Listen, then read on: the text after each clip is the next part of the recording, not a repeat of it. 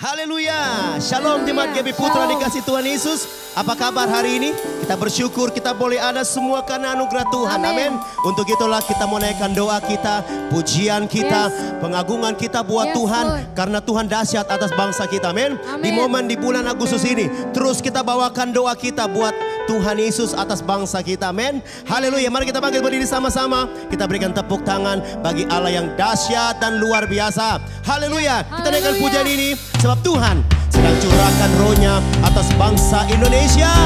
Haleluya. Mari bangkit berdiri sama-sama sambil bertepuk tangan. Naikkan pujian ini. Come on. Say. Tuhan curahkan rohmu atas manusia di bumi. Biar anak-anakmu menyampaikan nubuatan, beri mimpi dan penglihatan. Yes Lord, nyatakan isi hatimu, biar iman kami bangkit. Amin. Surga nyatakan kedatangan harimu. Come on.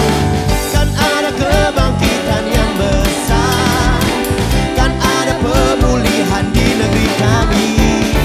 Kan ada kebangkitan yang besar, yang berseru kepada Yesus diselamatkan. Mari jemaat GP Putra, angkat suaramu, katakan Tuhan, Tuhan curahkan rohmu atas manusia di bumi. Biar anak-anakmu, biar anak-anakmu menyampaikan nubuatan, beri mimpi, penglihatan. Amin. Nyatakan isi hatimu, biar iman kami bangkit. Surga nyatakan kedatangan kamu. Kan ada kebangkitan yang besar, kan ada pemulihan di Indonesia. Kan ada kebangkitan yang besar, yang berseru kepada Yesus. Kan ada kebangkitan, kan ada kebangkitan yang besar, kan ada pemulihan di Indonesia. Kan ada kebangkitan yang besar, yang berseru kepada Yesus diselamatkan. Tepuk tangan buat Tuhan saudara. Kita percaya bahwa kebangkitan yang besar sedang terjadi.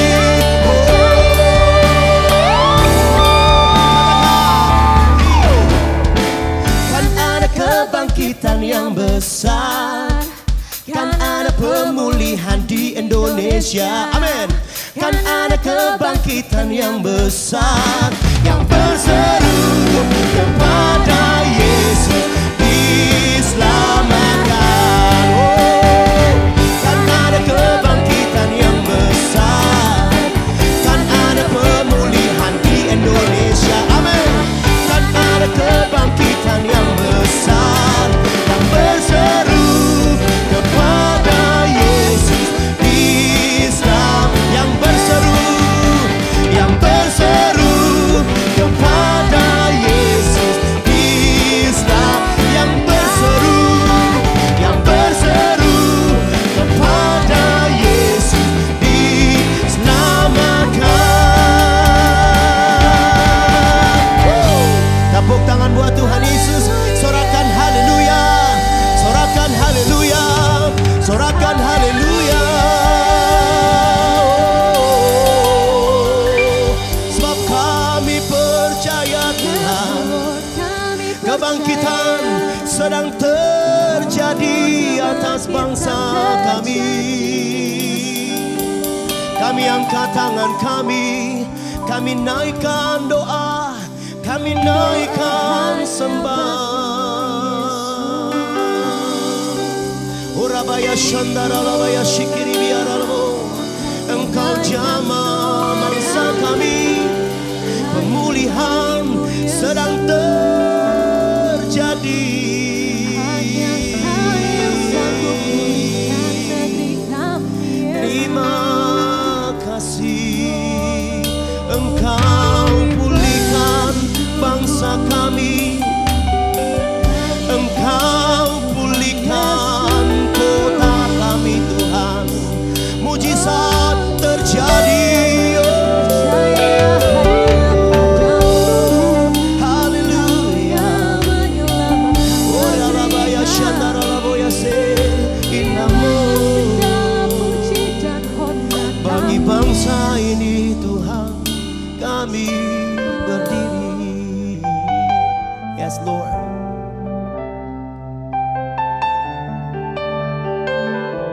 bangkit dari tempat dudukmu Bapak Ibu.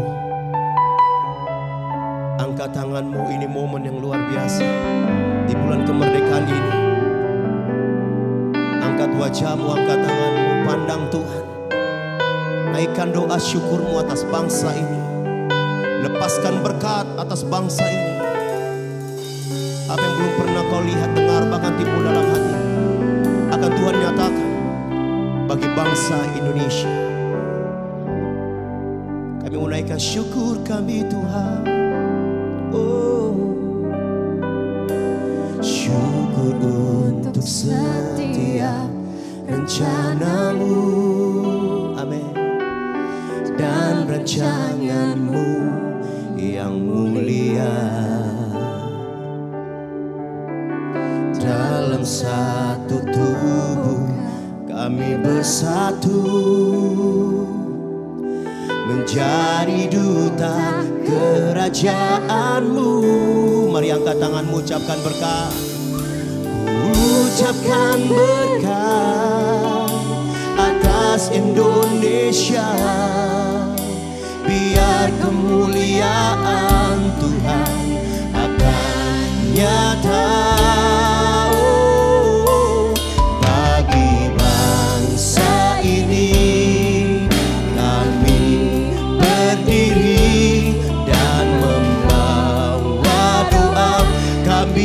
Kepadamu sesuatu yang besar pasti terjadi dan mengubahkan Indonesia. Indonesia, hanya namamu Tuhan ditinggikan atas seluruh bumi. Mari yang mau lihat bangsa ini dipulihkan, katakan kami rindu. Kami rindu melihat Indonesia, amin, pulih dari semua problema. Yes Lord, ini doa kami. Hidup dalam jalan kebenaran-Mu, pancarkan terang, pancarkan terang kemuliaan-Mu. Angkat tanganmu, ucapkan berkat, ucapkan berkat atas Indonesia. Yes Lord, biar kemuliaan Tuhan akan nyata. Angkat tanganmu, katakan bagi bangsa ini kami berdiri dan membawa doa kami kepadamu. Sesuatu yang besar pasti terjadi dan mengubahkan Indonesia. Indonesia, hanya namamu Tuhan ditinggikan atas seluruh bumi. Kami tahu hatimu, haleluya. Kami tahu hatimu ada di bangsa ini, oh, ada di bangsa ini. Yes Lord, kami tahu hatimu, kami tahu hatimu, oh, ada di bangsa ini, ada di bangsa ini, bangsa ini. Oh. Angkat tanganmu, katakan bagi bangsa ini kami berdiri Bapa. Kami bawa doa kami, kami bawa doa kami untuk bangsa ini Tuhan. Pulihkan bangsa kami.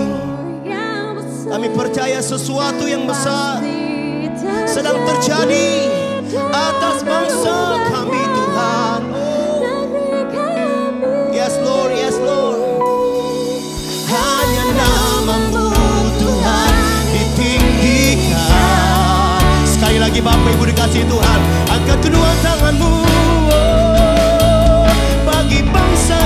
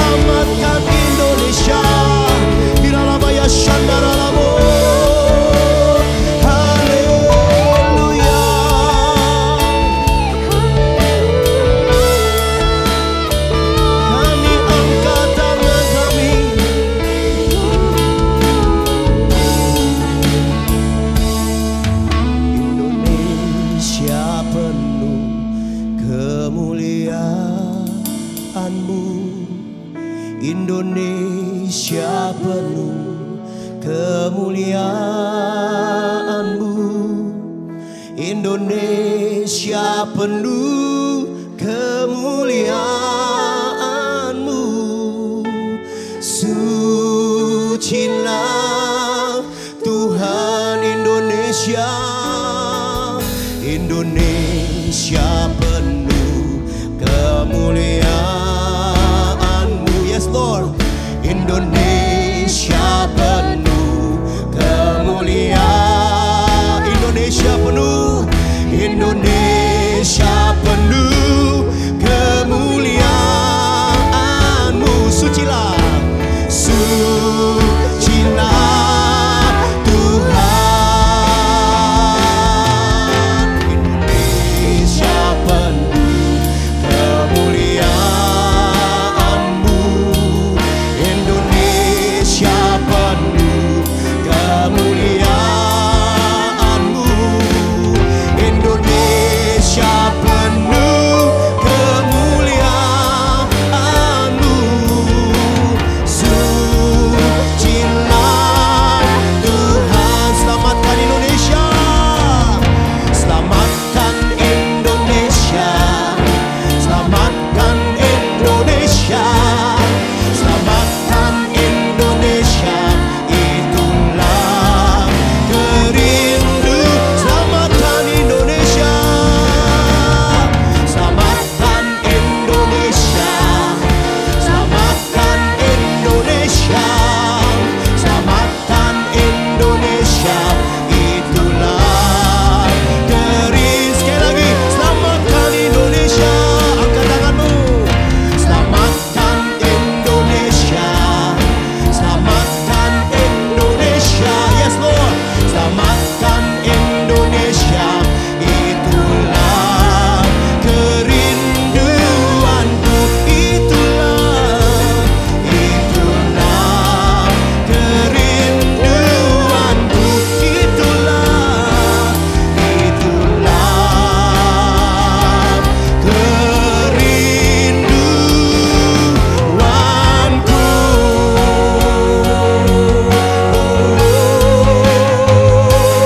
Amin. Haleluya. Dengan sorak-sorai bagi Allah yang dahsyat, sorakan haleluya.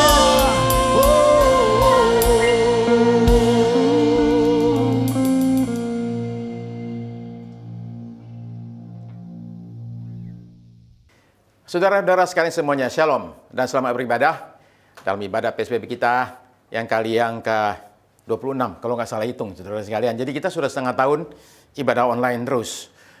Dalam segala keterbatasan ini kita menaikkan syukur kita kepada Tuhan bahwa kita masih tetap bisa beribadah sekalipun dibatasi oleh jarak. Dan berkali-kali saya katakan bahwa sekalipun kita dibatasi oleh jarak, tapi kuasa itu, kuasa Tuhan tidak dibatasi oleh batas apapun juga, saudara. Sementara saudara sekarang lagi duduk di rumah masing-masing, ataupun saudara-saudara mungkin yang ikuti ibadah ini sedang ada di jalan dimanapun juga, ketahui satu hal, kuasa Tuhan itu sedemikian luar biasanya menerjang batas-batas, dan dia sanggup menyatakan pertolongannya dan kekuatannya atas saudara-saudara sekalian. Karena kuasa Tuhan itu hal yang nyata. Kuasa Tuhan itu adalah sesuatu yang real, yang bisa kita alami, kita terima dalam hidup kita, dan kemudian kita apply terapkan dalam hidup kita, saudara-saudara sekalian. Jadi mari kita sekarang ini dengan penuh semangat, tetap bersuka cita, dan kita nyatakan bakti kita, nyatakan syukur kita kepada Dia melalui puji-pujian tadi.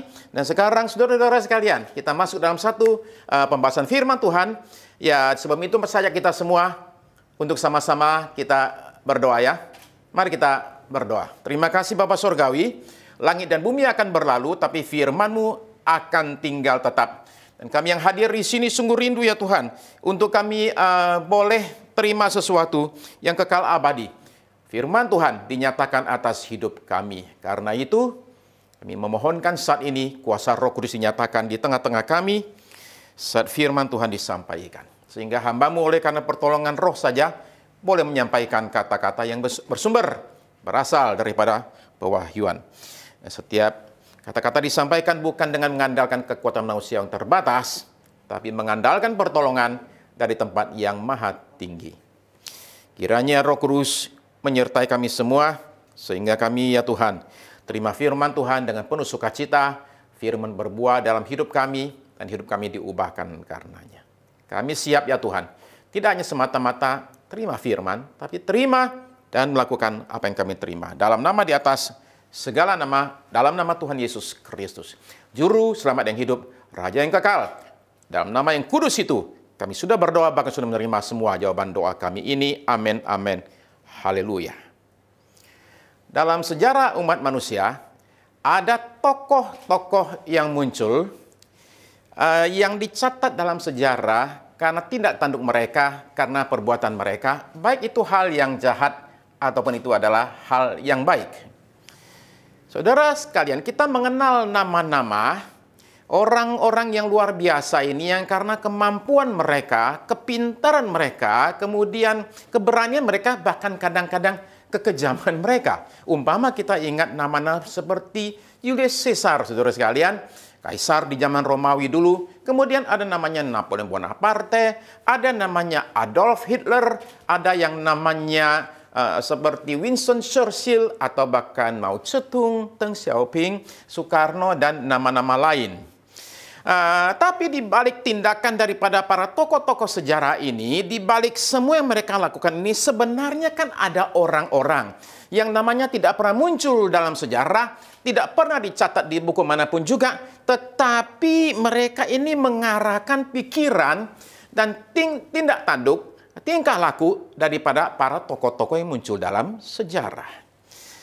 Ada dua cara untuk memperoleh yang namanya kuasa. Cara pertama punya kuasa adalah melalui posisi atau kedudukan. Para presiden, para menteri, presiden direktur, para CEO, kemudian pemilik perusahaan, atau dalam konteks rumah tangga, para suami, dan mereka semua ini adalah kepala yang ada di atas. Jadi karena kedudukan dan posisi mereka, mereka ini diberikan kekuatan, kuasa untuk mengambil keputusan. Dan dengan jalan demikian mempengaruhi jalannya bangsa, mempengaruhi yang namanya arah daripada perusahaan, ataupun mungkin arah daripada rumah tangga dan keluarga. Jadi itu yang pertama, orang bisa punya kuasa karena posisi.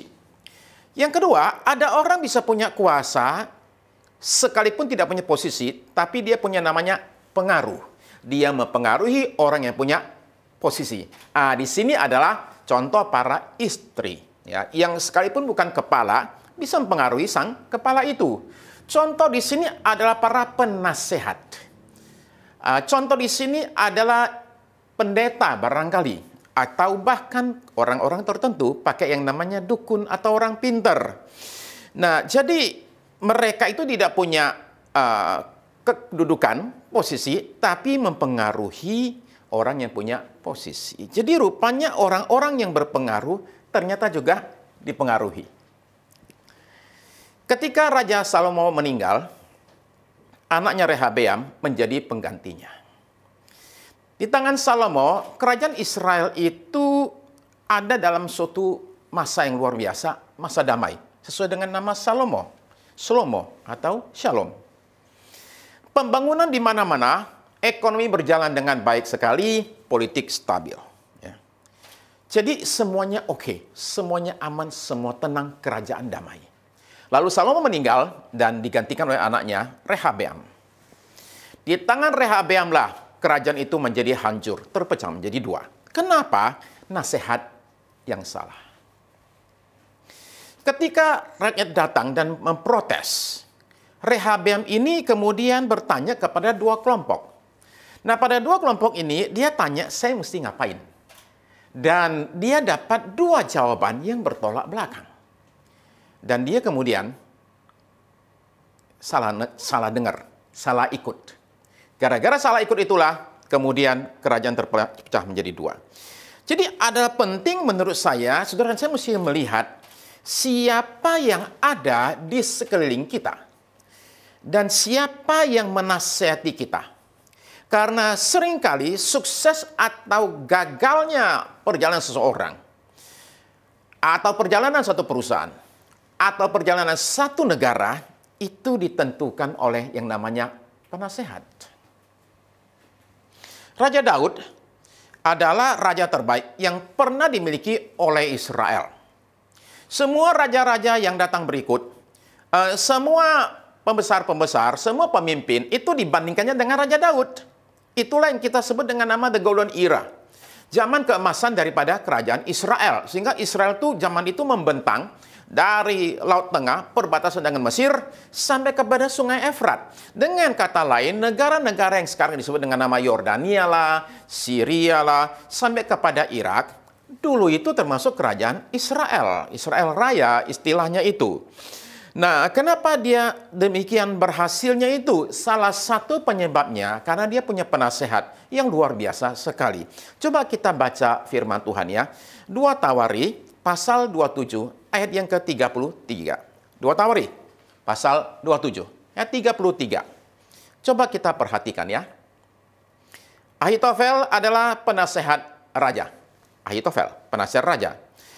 Husai orang Arki adalah sahabat raja, sekaligus juga penasehatnya. Jadi saudara sekarang temukan dua nama, Ahitofel dan Husai. Tolong ingat dua nama ini. Oke, Ahitofel penasehat. Dia penasehat yang seperti apa? Apa hebatnya dia? Coba kita dengarkan kata Alkitab tentang orang ini yang demikian luar biasa. Kita baca ya. 2 Samuel 16 ayat yang ke-23. 2 Samuel 16 ayat 23. Pada waktu itu, nasihat yang diberikan Ahitofel adalah sama dengan petunjuk yang dimintakan daripada Allah. Demikianlah dinilai setiap nasihat Ahitofel, baik oleh Daud maupun oleh Absalom. Sekarang kita baca ya, versi BIMK. Bahasa Indonesia masa kini akan terlihat lebih jelas kata-katanya. Pada masa itu, setiap nasihat Ahitofel diterima seakan-akan itu perkataan Allah sendiri. Sekarang bayangkan, orang ini ketika buka mulut, dianggap nilainya itu sama dengan pesan dari Tuhan sendiri. Jadi inilah orang yang tidak pernah salah. Dan ketika dia ngomong tidak ada yang berani membantah. Kalau yang lain ngomong, bakal ada debat, bakal ada diskusi, bakal ada yang bantah. Tapi kalau Ahitofel itu sudah buka mulut, semuanya diam. Saking berwibawanya dan saking bagusnya nasihatnya. Makanya Alkitab kasih komentar. Raja Daud, seorang yang kita tahu dekat sama Tuhan itu sendiri, seorang yang banyak menyembah Tuhan. Sekalipun dia demikian dekat dengan Tuhan, dia tetap katanya tidak berani, tidak menuruti nasihat dari Ahitofel. Inilah orang yang kalau istilah kita ini yang tadi saya katakan punya suatu power, punya suatu kuasa yang sedemikian hebatnya, dan itu bukan karena dia punya suatu kedudukan yang paling tinggi, tapi karena dia itu penasehat dan dia mempengaruhi sang raja. Nah, saudara-saudara sekalian, Ahitofel adalah guru kita pada hari ini. Guru apa? Dia bukan guru untuk mengajar kita tentang ilmu politik. Dia ini guru bukan untuk kita belajar tentang kuasa pengampunan. Tapi dia adalah guru kita untuk belajar tentang kehancuran karena ketidakpengampunan dan karena dendam. Coba kita lihat latar belakang ceritanya. Oke, kita mulai dengan 2 Samuel pasal 11. Awal daripada semua cerita ini. 2 Samuel 11 ayat 2 sampai 3.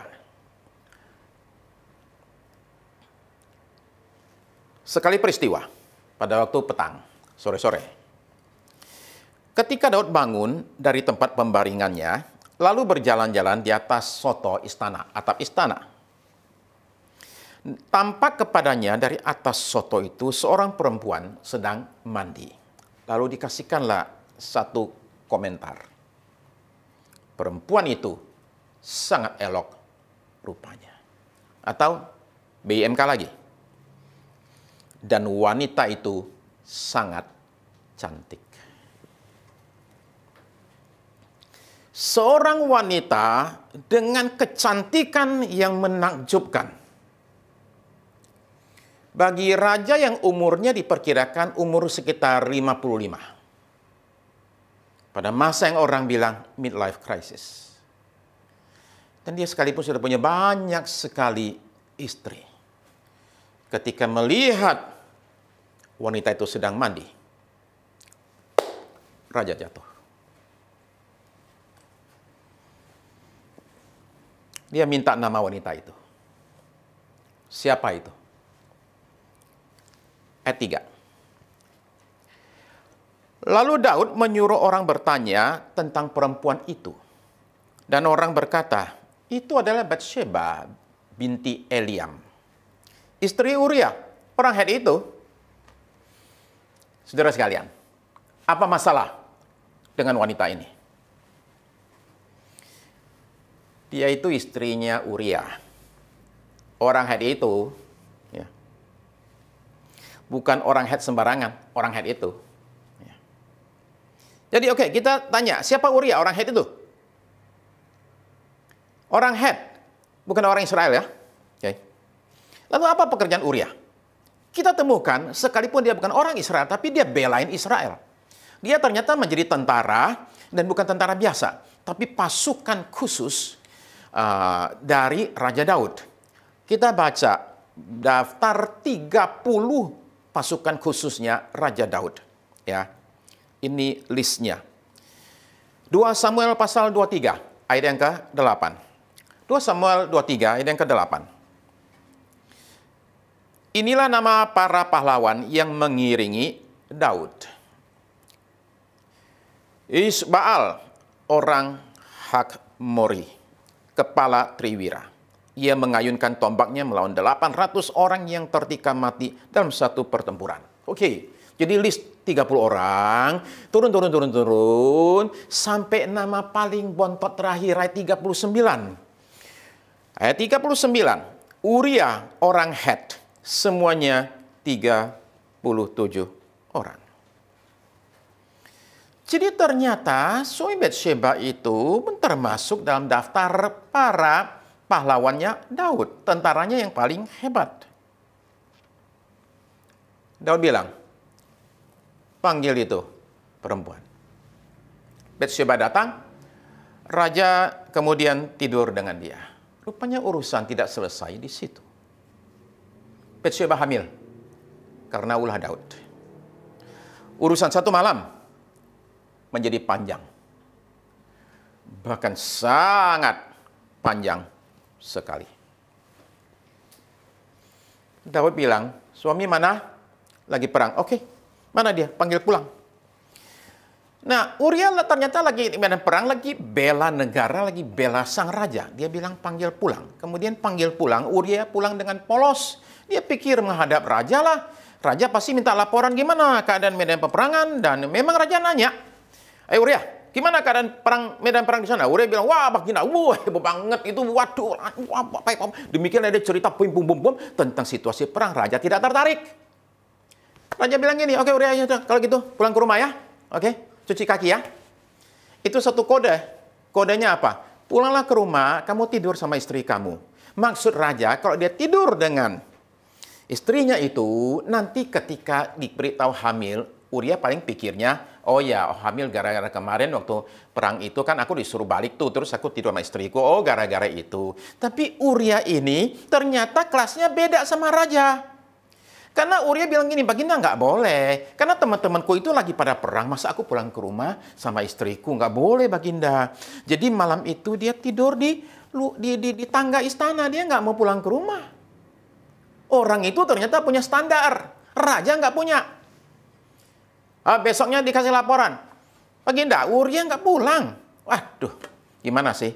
Panggil lagi Uria, oke. Uria datang lapor, Baginda, saya ngapain di sini? Saya pengen maju perang aja, tolong saya dikirim lagi ke sana. Raja bilang jangan dulu, kita pesta-pesta dulu ya. Demikian pesta-pesta, Uria itu dikasih minum yang banyak sehingga dia dalam keadaan mabuk.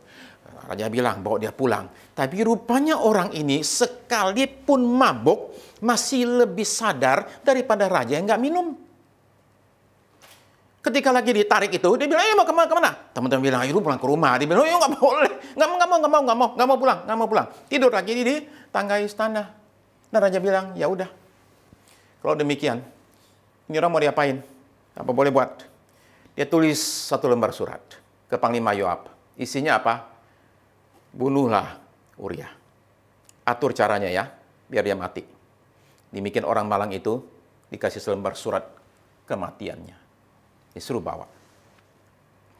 Panglima Yoab baca, dan dia atur, Uria, kamu ke bagian sana, paling kanan. Yang musuh paling kuat.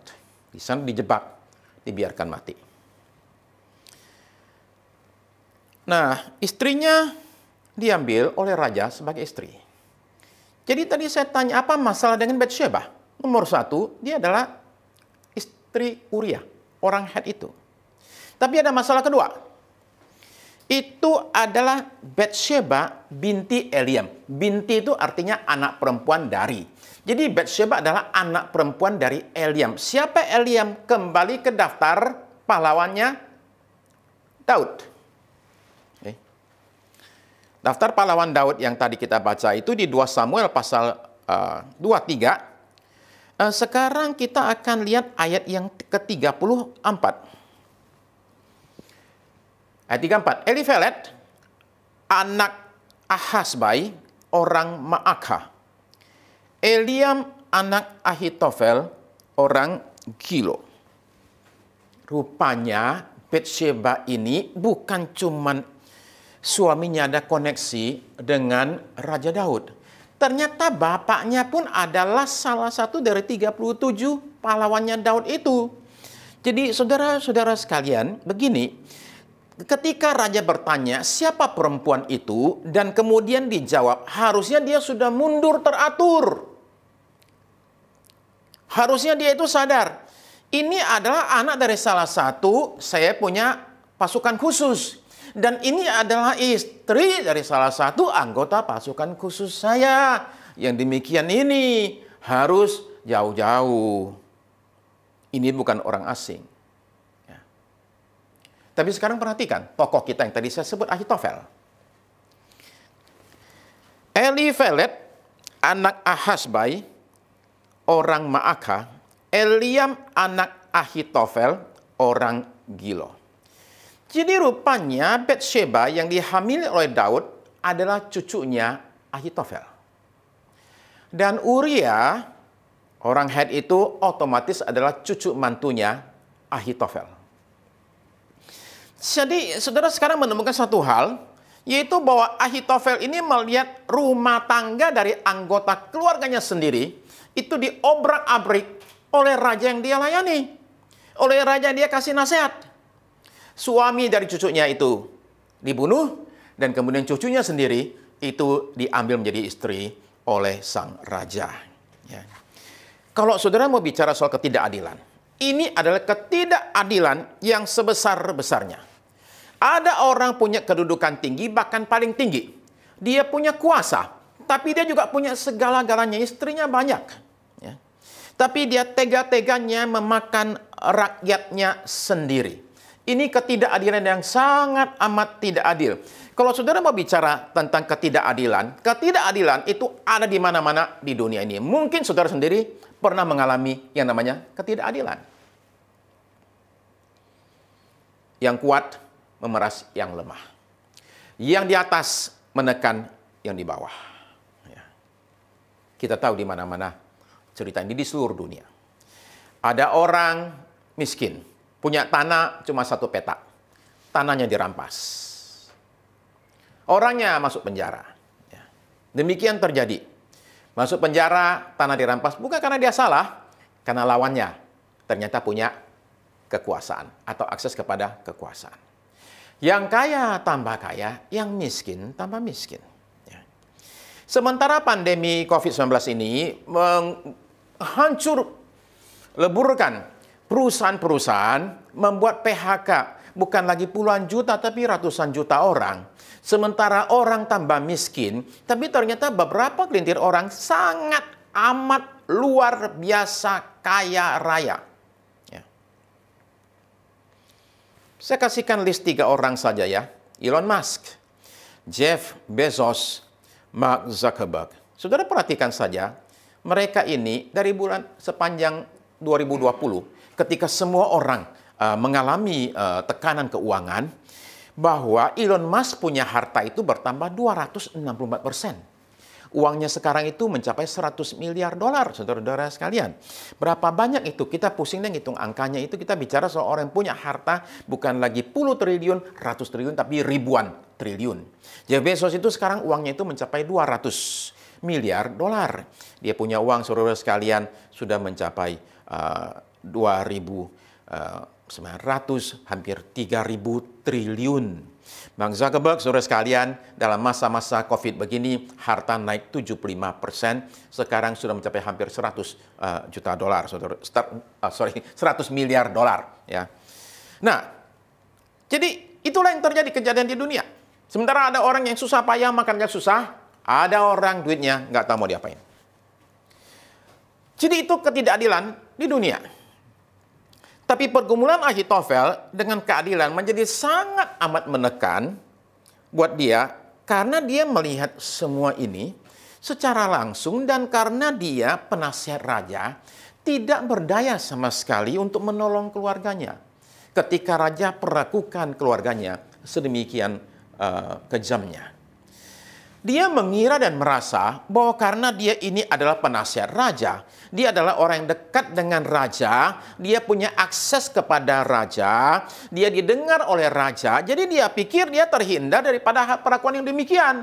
Orang lain bisa aja ngalami, tapi saya kan nggak mungkin dong. Demikianlah pemikiran dia. Oke? Ya.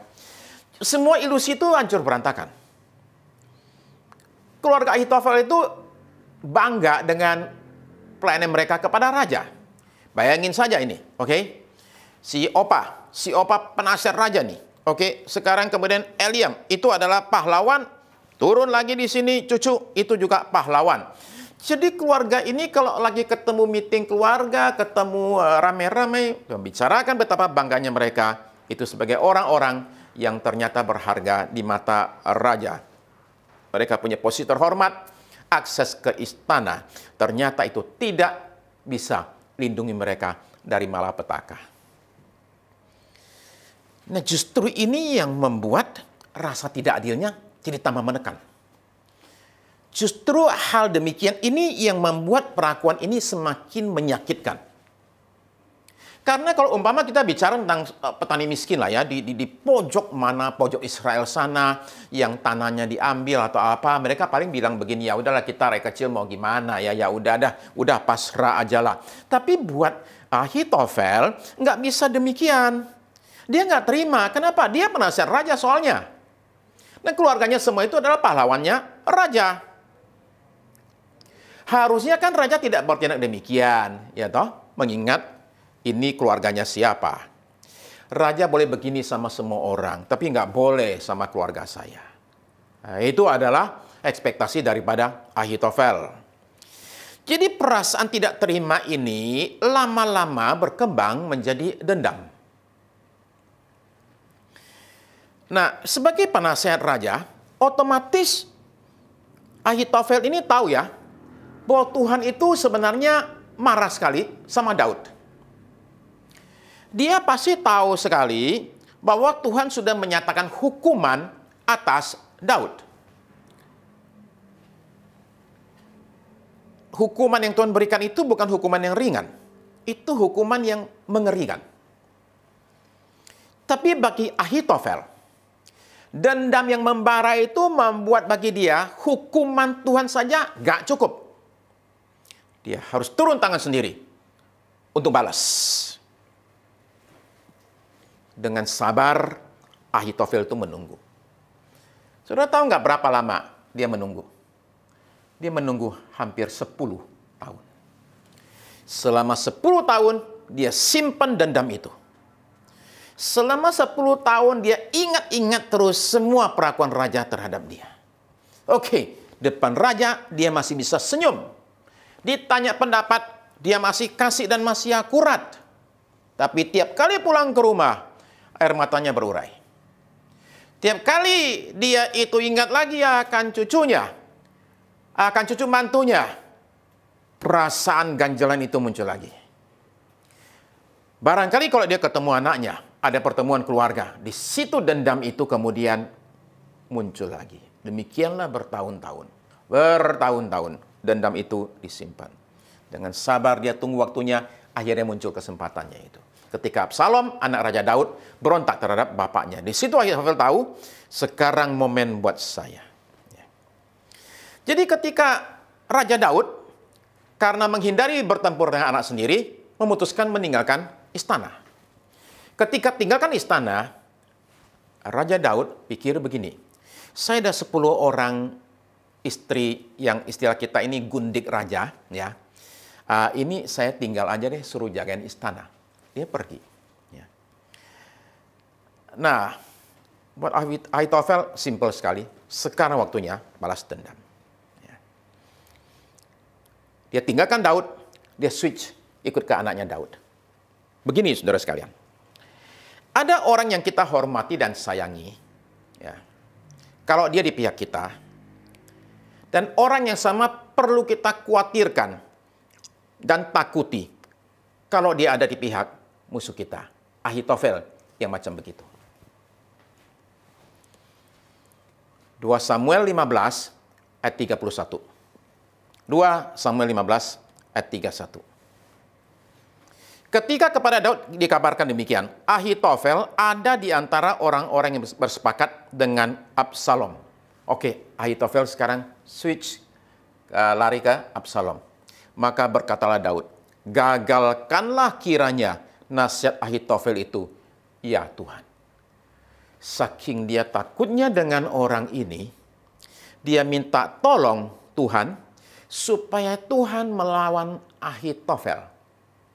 Karena Daud tahu benar, kelasnya Ahitofel ini yang bisa mengalahkan dia cuma Tuhan sendiri. Dan Tuhan kasihkan Daud satu ide. Idenya simpel. Dia panggil Husai, ingat Husai lagi ya, sahabatnya raja, dia panggil Husai dan bilang gini, kamu jangan ikut saya.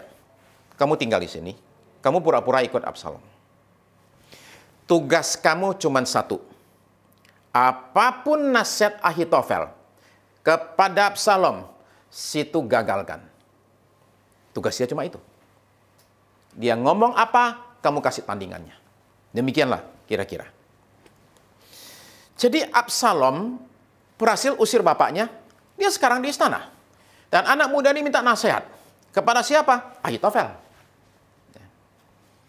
Dan inilah nasihat Ahitofel. Saudara perhatikan, 2 Samuel 16 ayat 20. 2 Samuel 16 ayat 20. Kemudian berkatalah Absalom kepada Ahitofel, berilah nasihat, apakah yang harus kita perbuat? Kita mesti ngapain nih? Okay.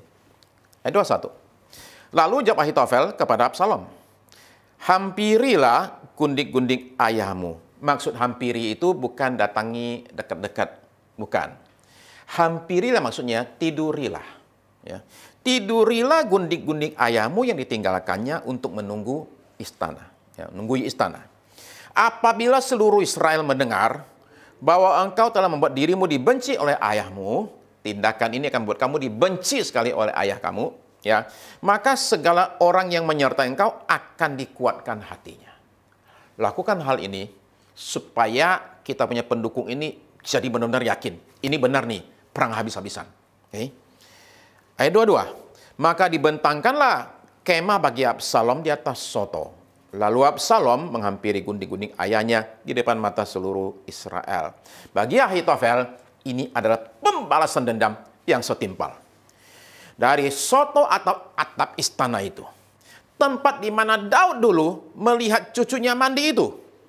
Di situ, saudara-saudara sekalian, dia lihat dendamnya dibalaskan. Ketika Absalom pasang ranjang di atas atap istana itu, dan di situ dia tiduri istri-istri ayahnya sendiri. Saudara-saudara sekalian, dendam bisa membuat orang melakukan hal-hal yang sangat amat keji sekali. Yang kadang nggak pernah orang pikirkan. Lalu lanjut nasihatnya. 2 Samuel 17 ayat 1. Sampai ayat yang keempat. 2 Samuel 17 ayat 1. Tidak lama sesudah itu, Ahitofel berkata lagi kepada Absalom, izinkanlah aku memilih 12.000 orang. Jadi dia minta tentara 12.000. Nanti malam aku akan berangkat mengejar Daud. Ayat 2. Dia akan kuserang sewaktu dia lelah dan jatuh semangatnya. Ini orang luar biasa. Dia bilang, ini lagi patah semangat nih. Dalam keadaan dia patah semangat, kita hantam. Aku akan mengejutkan dia, sehingga seluruh anak buahnya melarikan diri. Hanya Raja Daud saja yang akan kubunuh. Dia bilang, saya cuma akan bunuh 1 orang. Saya nggak akan bunuh yang lain. Sasaran saya cuma 1 orang yang harus saya bunuh. Raja Daud saja. Bayangkan dendamnya. Ayat 3. Tetapi seluruh anak buahnya akan kukembalikan kepada tuanku seperti pengantin perempuan kembali kepada suaminya. Nggak saya apa-apain yang lain. Saya serahkan dalam keadaan utuh kepada baginda. Bukankah tuanku hanya menginginkan nyawa 1 orang saja? Saudara perhatikan kata-katanya. Bukankah tuanku hanya menginginkan nyawa 1 orang saja? Siapa yang inginkan nyawa 1 orang? Bukan Absalom. Yang menginginkan nyawa 1 orang, itu dia sendiri Ahitofel. Tapi dia taruhkan perkataan tersebut seolah raja yang ingin. Baginda kan mau kan? Baginda punya papa, kita bunuh saja kan? Ya kita bunuh aja 1. Yang lain nggak akan kita apa-apakan. Ya. Ayat 4. Perhatikan apa yang terjadi. Nasihat itu dipandang baik oleh Absalom dan oleh semua pemimpin Israel. Wah, ini ide brilian sekali. Dan ingat, track record selama ini Ahitofel adalah nggak pernah salah. Nasihatnya nggak pernah keliru. Ini orang hebat. Strategi militernya jagoan. Nasihat politiknya semuanya itu manjur. Ahitofel membiarkan ketidakpengampunan mengambil alih hidupnya. Jadi dia sekarang terobsesi selama bertahun-tahun dengan 1 hal. Saya harus balas dendam dan bunuh orang ini. Dia sampai berbalik melawan Raja Daud dan akhirnya hidupnya berakhir dengan tragis. Oke, nasihat Ahitofel. Katanya Absalom bilang, oke, bagus. Tapi dia putuskan, saya sekarang mesti tanya sama 1 orang lagi. Siapa? Husai. Demikianlah dia panggil Husai. Dan kata Husai begini. Semua nasihat Ahitofel selama ini bagus. Kecuali yang sekarang ini. Nggak bagus. Yang sekali ini nggak cocok baginda. Itu orang lagi sakit hati, kamu serang, itu seperti katanya beruang ganas lagi kehilangan anaknya itu. Jangan begitulah ya. Kita pakai cara lain sajalah baginda, ya. Dan sekali ini Absalom mendengarkan kata-kata Husai. 2 Samuel 17 ayat 23. Ketika dilihat Ahitofel bahwa nasihatnya tidak dipedulikan, dipasangnyalah pelana keledainya. Perhatikan ya, dia sudah kelasnya tinggi. Udah naik keledai, nggak jalan kaki. Ya. Lalu berangkatlah ia ke rumahnya, ke kotanya. Ia mengatur urusan rumah tangganya, beres-beresin urusannya, asetnya, warisannya, semua sudah beres. Kemudian menggantung diri. Demikianlah ia mati, lalu ia dikuburkan dalam kuburan ayahnya. Tragis kan? Dia sudah tahu, karier politiknya sudah habis. Nasihatnya sudah nggak didengar. Selama ini orang ini sombong. Kata-katanya didengar oleh raja. Dia sombong dengan kedudukannya dan pengaruhnya. Tapi sekali ini, dia ditolak. Seumur hidupnya nggak pernah nasihatnya ditolak, tapi sekali ini ditolak. Dan orang ini dalam keadaan demikian, akhirnya sudah mengatakan, oke lah, ini it's over. Ya, it's all over. Habis sudah. Selesai sudah. Dia pulang ke rumah dan bunuh diri. Saudara sekalian, hidup Ahitofel adalah contoh jelas seberapa jauhnya ketidakpengampunan bisa membawa akibat yang sampai sedemikian tragis dan parahnya. Ya. Kenapa orang sulit mengampuni? Contoh Ahitofel, simpel sekali. Rasa keadilan. Ya. Rasa keadilan membuat kita susah mengampuni. Pengampunan itu terasa tidak adil. Masa orang sudah berbuat salah? Bukan cuma sekali loh. Ini orang bikin salah dan dia ngulang-ngulang kesalahannya lagi. Ya. Dan bukan masalah ecek-ecek ya. Bukan masalah enteng-enteng loh ya. Ini bukan soal lagi di jalan kita disenggol orang. Ini adalah bicara ditabrak dengan sengaja, bukan disenggol. Udah ditabrak, dilindas lagi, dia masih mundur ngelindas lagi. Nah, orang ini sudah begitu lagi, bukannya nyesel, dia malah bangga. Gua lindas juga tuh orang. Nah, saudara sekalian, orang begini disuruh mengampuni. Nggak adil. Nggak adil. Keadilan adalah kalau orang itu mendadak kena stroke. Nah, itu namanya adil. Keadilan adalah kalau orang itu mendadak kena COVID bukan cuma 19, tapi 105. Itu yang kita bilang yang namanya adil. Keadilan adalah orang itu bangkrut habis-habisan. Kita bilang itu yang namanya adil. Keadilan adalah orang ini balik kena ditabrak, kemudian dilindas ulang, bolak-balik seperti setrikaan, sampai 20 kali sampai gepeng. Itu baru namanya adil. Kalau dia disuruh diampuni, kagak adil. Saya lihat saudara ada beberapa tuh yang ngangguk tuh, setuju banget tuh. Ada yang angkat tangan juga tuh, bilang haleluya ya. Ada juga yang angkat kaki lagi. Oke. Saudara-saudara sekalian, saudara mesti mengampuni orang yang bersalah. Dan itu adil. Kenapa adil? Karena saudara sendiri kalau salah, maunya itu diampuni Tuhan dan diampuni sama. Giliran orang lain bersalah kepada saudara, saudara nggak mau mengampuni. Itu namanya tidak adil. Adil itu perlakuannya sama semua. Ya. Kita sendiri juga perlu pengampunan loh, saudara-saudara sekalian. Karena kita sendiri juga tidak sempurna, tidak bebas dari kesalahan. Tapi Pak, gimana dengan namanya pembalasan Pak? Gimana dengan namanya tabur tuai? Kan ada hukumnya tuh. Dia kan sudah menabur, dia akan harus menuai dong. Saudara-saudara, itu benar. Ya. Tapi saudara juga sendiri, tolong ingat. Kalau saudara mau balas dendam, saudara juga sedang menabur. Dan suatu hari, saudara akan tuai juga itu. Ya. Saudara sekalian, kenapa kita mengampuni? Kita mengampuni, simpel sekali kata Alkitab. Kita mengampuni, satu, karena kita ini sudah diampuni. Tuhan mengampuni dosa-dosa kita yang sudah lalu. Seberat apapun, sejahat apapun, senajis apapun, Tuhan mengampuni. Dinyatakan melalui satu ayat yang luar biasa ini. Yesaya pasal 1, ayat yang ke-18. Yesaya 1 ayat 18. Marilah kita berperkara. Firman Tuhan, yang ngomong Tuhan sendiri. Sekalipun dosamu merah seperti kirmizi, akan menjadi putih seperti salju. Sekalipun berwarna merah seperti kain kesumba, akan menjadi putih seperti bulu domba. Nah, ini bicara tentang dosa berat.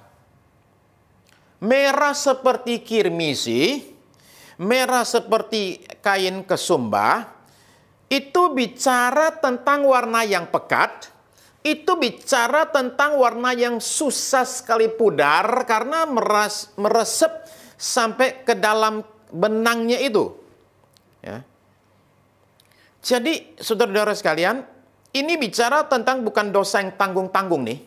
Tapi karena pengampunan Tuhan, semerah apapun warnanya, seberat apapun dosanya, senajis apapun perbuatannya, kuasa pengampunan Tuhan mengubahkan semua itu menjadi putih seperti salju.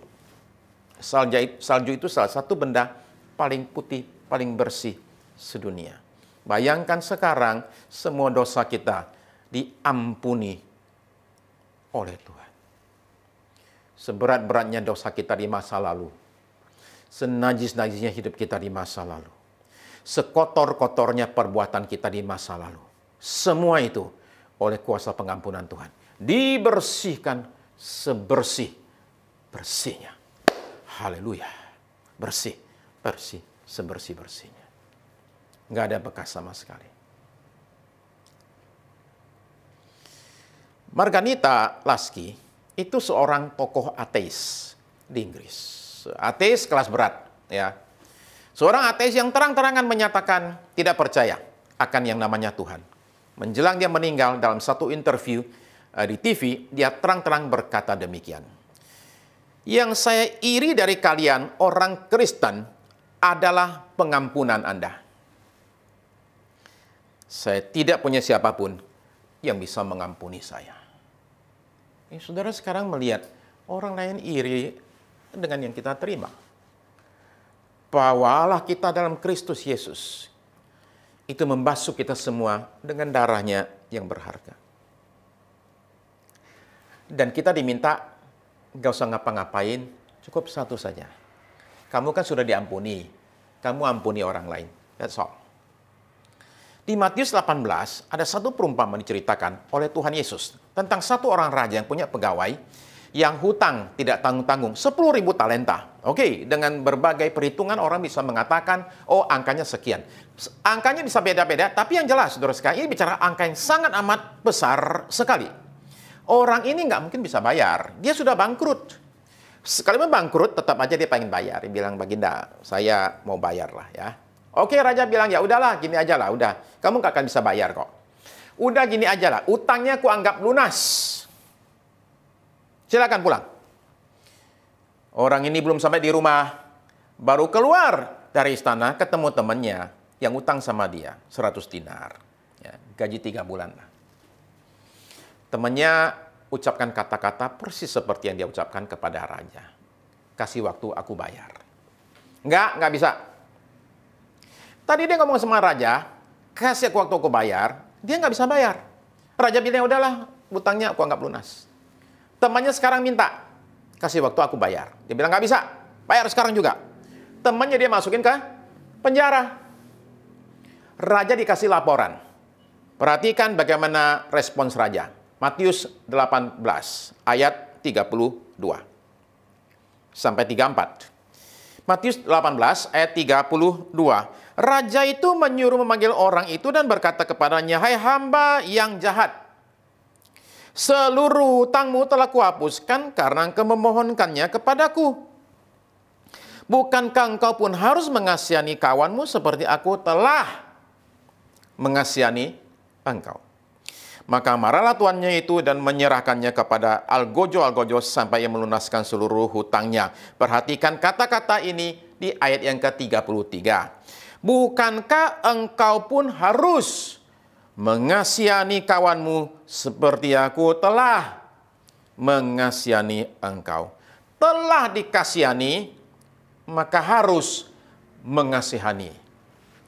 Telah diampuni, maka harus mengampuni.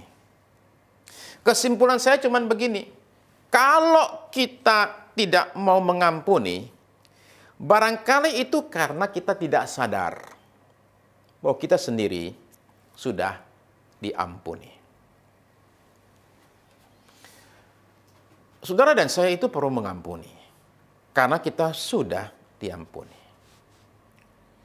Saudara dan saya juga perlu mengampuni karena hal yang kedua. Suatu hari nanti kita akan perlu pengampunan. Bukan saja di masa lalu, tapi di masa depan kita juga perlu pengampunan. Maka beginilah kata Matius pasal 6 ayat yang ke-14 dan 15. Matius 6, 14 dan 15. Karena jikalau kamu mengampuni kesalahan orang, Bapamu yang di sorga akan mengampuni kamu juga. Ya, timbal balik.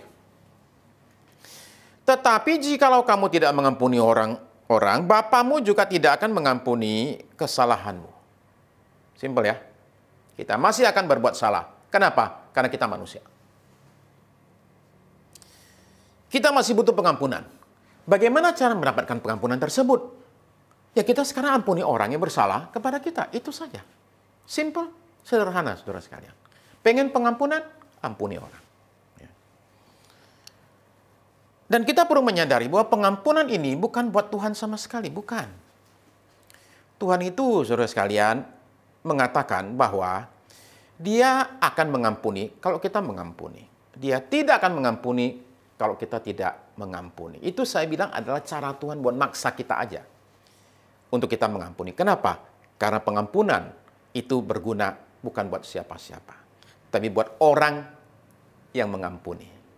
Saudara terkasih, hari ini mari kita pandang Kristus sebagai contoh buat kita tentang pengampunan. Pernahkah saudara dikhianati?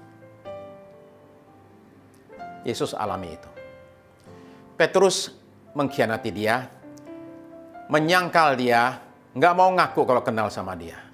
Bayangkan kalau saudara jadi orang disakiti demikian. Dan Tuhan Yesus mendatangi Petrus. Dia tidak menunggu Petrus datang sambil meratap, sambil nangis-nangis minta-minta ampun. Enggak. Tuhan Yesus datangi Petrus, mengampuni Petrus, memulihkan Petrus, dan jadikan Petrus sebagai alatnya. Pernah nggak saudara-saudara dikerjai orang? Tuhan Yesus alami itu. Pekerjaannya dihancurkan, dikacaukan oleh satu orang bernama Saulus. Yang kemana-mana punya satu tujuan. Dia akan hancurkan pekerjaan Tuhan. Tuhan Yesus mendatangi orang ini. Saulus atau Paulus ini. Tuhan Yesus mengampuni dia, memulihkan dia, bahkan memakai dia sebagai alatnya. Saudara-saudara sekalian, Tuhan itu mau kita mengampuni bukan demi dia, tapi demi diri kita sendiri. Maukah saudara pada hari ini dapatkan satu kelegaan besar dan satu kesembuhan besar dalam diri saudara? Maka saudara pada hari ini terima satu kesembuhan, damai yang besar dalam jiwamu. Bagaimana caranya hari ini saudara-saudara? Izinkan Roh Kudus bekerja untuk boleh menjamah kita sekalian. Pandang Kristus, pandang Dia yang mati di kayu salib untuk mengampuni dosa-dosa kita sekalian orang berdosa. Ketika saudara pandang salib, saudara akan memahami tidak ada perlakuan sejat apapun terhadap diri kita yang tidak bisa kita ampuni, saudara sekalian. Kalau saudara mau saat ini, saya ajak saudara-saudara boleh bangkit berdiri. Saya mau berdoa buat saudara-saudara sekalian. Mari kita buka hati kita supaya Roh Kudus boleh memampukan kita untuk mengampuni. Pengampunan tidak gampang, pengampunan itu berat. Kita perlu kuasa. Dan kuasa Tuhan sanggup mampukan kita untuk kita boleh mengampuni.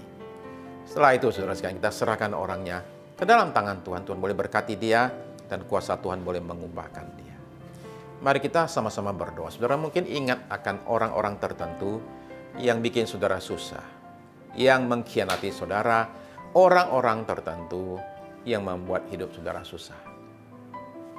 Saya ajak kita semua sama-sama, karena firman Tuhan hari ini, untuk kita lepaskan pengampunan kepada orang-orang tersebut. Naikkan doa saudara di hadapan Tuhan. Sebutkan nama orangnya saudara sekalian di hadapan Tuhan. Dan saudara tinggal berkata, Tuhan aku ampuni orang ini. Dan saudara akan alami kesembuhan atas jiwamu, kesembuhan atas tubuhmu, kesembuhan atas rohanimu. Mari kita berdoa. Terima kasih Bapa Surgawi, kami sungguh rindu untuk boleh mengampuni. Mengampuni orang-orang yang bersalah terhadap kami.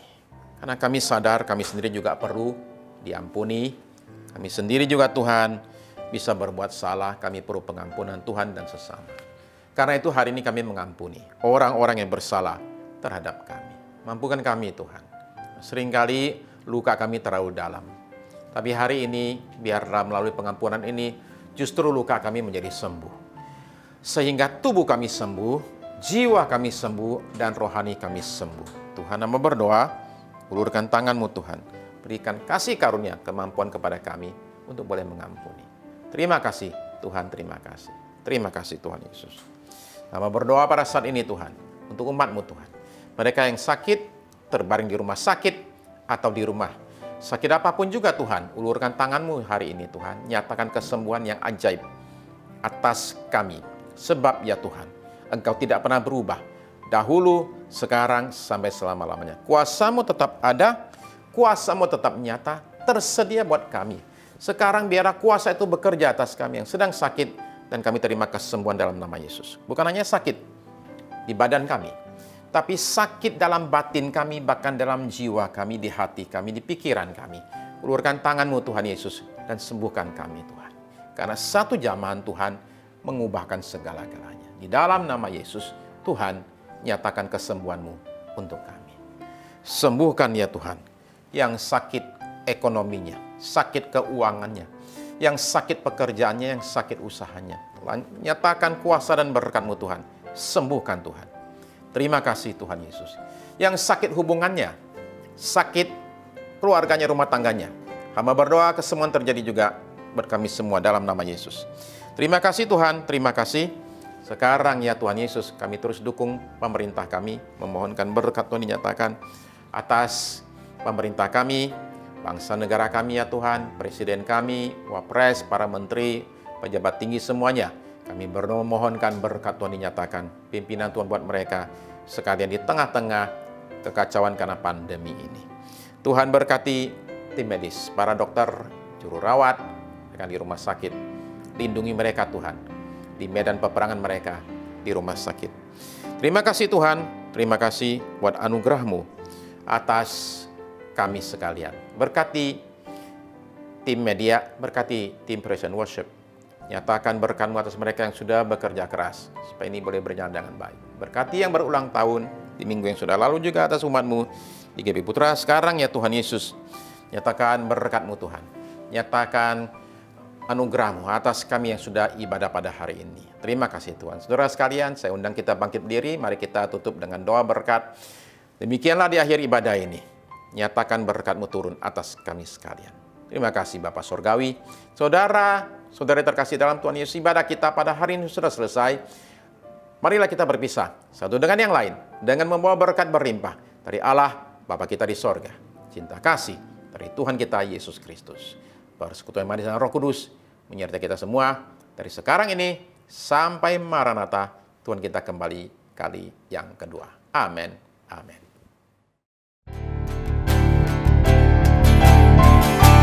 Terima kasih Yesusku, terima kasih Yesusku.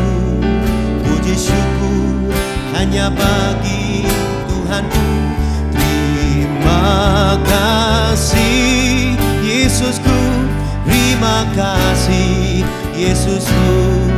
Puji syukur hanya bagi Tuhanku. Terima kasih Yesusku, terima kasih Yesusku. Puji syukur hanya bagi Tuhanku. Terima kasih Yesusku, terima kasih Yesusku. Puji syukur hanya bagi Tuhanku. Puji syukur hanya bagi Tuhanku. Oh, puji syukur